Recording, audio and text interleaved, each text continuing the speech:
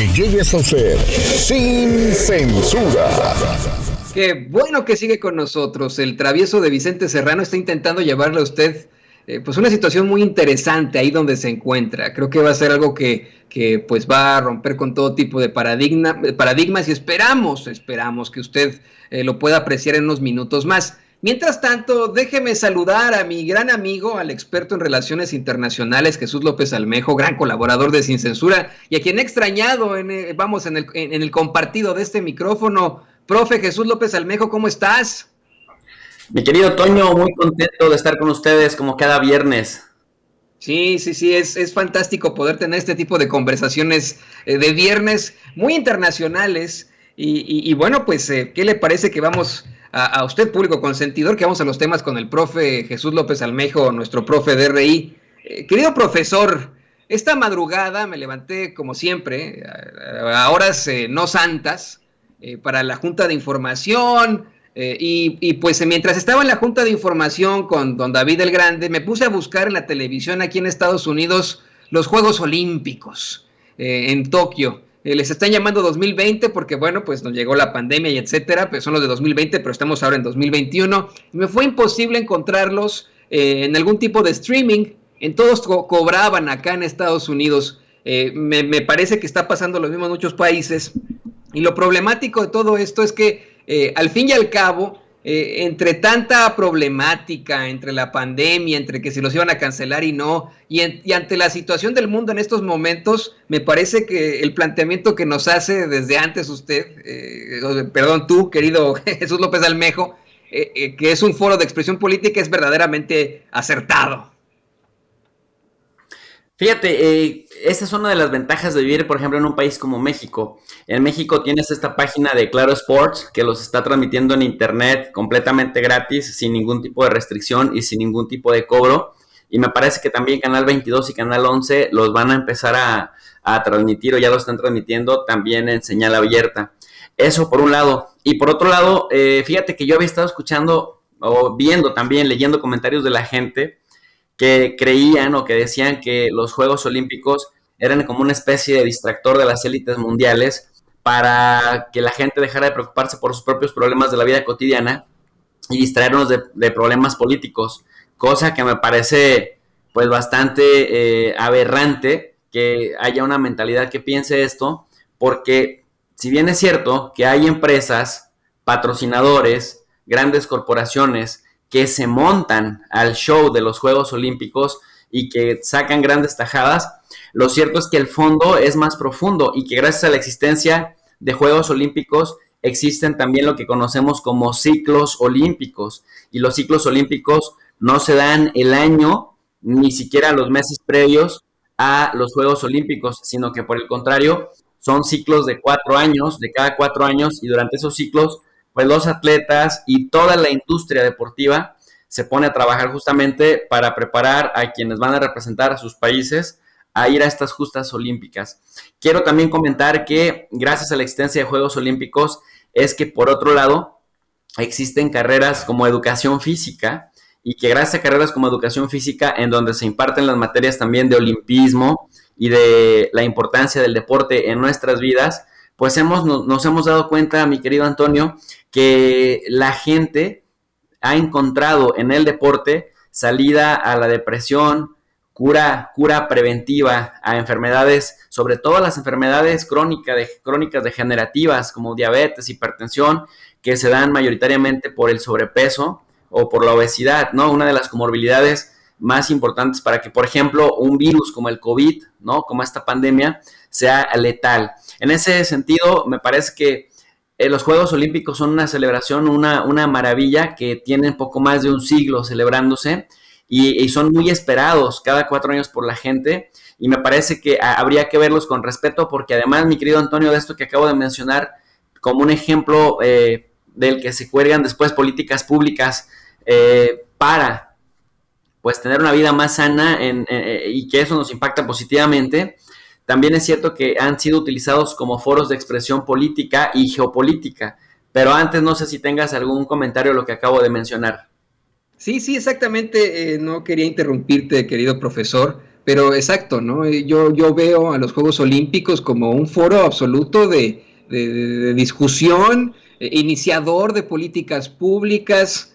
Jamás olvidaremos los puños al aire de la resistencia de los afroamericanos en los Estados Unidos durante nuestros Juegos Olímpicos en el 68, algo que quisieron los medios de comunicación tradicionales de aquel entonces quitar, tapar, bloquear, pero que hoy sigue siendo un hito en la historia, y tantas situaciones que han ocurrido alrededor precisamente de esta justa en la que por primera vez, vamos, en la que en este momento único, los pueblos sí se abrazan como hermanos. Claro, ha habido algunos momentos históricos, especialmente durante la Guerra Fría, en los que se hicieron Juegos Olímpicos dispares, ¿no? Los de el bloque soviético y de los del bloque pues que manejaba Estados Unidos. Pero te escuchamos, profesor. Sí, mira, decirle a la gente que en particular estos Juegos Olímpicos también van a pasar a los libros de historia como los que hay que volver a recordar, porque, Antonio, nos encontramos con una pandemia que hizo que se demoraran las obras. Imagínate que a un evento al que se le invirtieron durante años unos 15.600 millones de dólares, y que exceptuando unos 7.000, 8.000 millones de dólares, el resto sí es dinero público, es decir, del Estado japonés, y que de pronto todas las expectativas hacen suponer que cuando inviertes una cantidad tan enorme en la logística y en la organización de unos Juegos Olímpicos, pues es porque de alguna manera vas a recuperar la inversión vía diferentes instancias, o por lo menos no vas a tener esa pérdida. Pero cuando llega la pandemia, le da para abajo a tu economía justamente en todo ese año, y tienes que posponerlos, y cuando los reinicias sin público, quitándole ciertamente esa chispa o esa magia que le da a los Juegos Olímpicos históricamente tener estadios llenos, el colorido, el folclore, la derrama económica que se genera en las reservas de hoteles, en los restaurantes, en los espacios públicos, etcétera, pues es algo con lo que no se va a contar. Aún así, los Juegos que se inauguraron el día de hoy a las 6 de la mañana, hora del centro de México, a las 8 de la noche, hora de Japón, pero del día 23 de julio del año 2021, y que se celebraron hasta el 8 de agosto del 2021, pues tienen una peculiaridad muy importante, que no se llevan a cabo en el año que corresponde, porque como bien señalas, y por eso se llaman Tokio 2020, tendrían que haberse celebrado hace un año, ¿no? En Tokio 2020, para cumplir con la periodicidad de cada 4 años. Pero estos Juegos Olímpicos se van a unir en la historia a todos aquellos que no se celebraron, por ejemplo, durante la entreguerra, que durante la Primera Guerra Mundial, ¿no? La Primera Guerra Mundial, las dos de la Segunda Guerra Mundial, y que de alguna manera también en el contexto de las pues confrontaciones ideológicas de la Guerra Fría, utilizaron o recurrieron a los Juegos Olímpicos para sacudirlos políticamente, y para usarlos como juegos de expresión política. Mira, me explico. Tokio, por ejemplo, ya había sido sede de los Juegos Olímpicos en 1964, en la era Showa, cuando Hirohito era el abuelo del emperador actual, que inauguró los Juegos esta mañana, Naruhito, o la noche de las 8 de la noche de Japón. Y Tokio se convierte en una de las pocas ciudades, y Japón en uno de los pocos países que tiene la capacidad de repetir la sede. También lo ha sido México, lo ha sido Alemania, y bueno, sede de grandes eventos de esta escala. Pero Antonio, aquí voy a un punto muy importante. En el año de 1980, muchos países vinculados, digamos, o que simpatizaban con Estados Unidos, o también por presiones de Estados Unidos, boicotearon los Juegos de Moscú 1980, porque en 1979 la Unión Soviética había invadido Afganistán, y en ese tiempo Afganistán era aliado de Estados Unidos. Pero como en las relaciones internacionales casi todo es reciprocidad cuando hay cierta simetría, entonces la Unión Soviética no fue, o boicoteó también, y muchas repúblicas que simpatizaban con la Unión Soviética no fueron en represalia a los Juegos de 1984 que se celebraron en Los Ángeles. Y casualmente, Antonio, esos dos eventos se marcan en la historia de los Juegos Olímpicos como dos en los que difícilmente se pudieron romper las marcas. Algo que hay que decirle a la gente, que los Juegos Olímpicos también han servido de termómetro o de parámetro para ver cómo justa olímpica tras justa olímpica se van rompiendo los récords mundiales y también se va viendo hasta dónde es el ser humano, capaz de vencerse a sí mismo y de mejorar sus propias marcas. Sin embargo, ante la presión del otro significativo o ante la falta de presión del otro significativo, en este caso de Estados Unidos en la Unión Soviética y posteriormente en Los Ángeles 84, la ausencia de la Unión Soviética en Estados Unidos, pues marca el bajón en calidad deportiva y por supuesto que no se rompen las marcas que se estaban esperando. En el año 2000 también pasó otro proceso muy importante.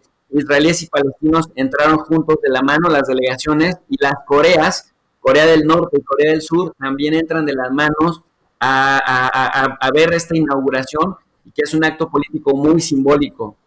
No sé si te diste cuenta que esta mañana, en 2021, también se hace una mención especial.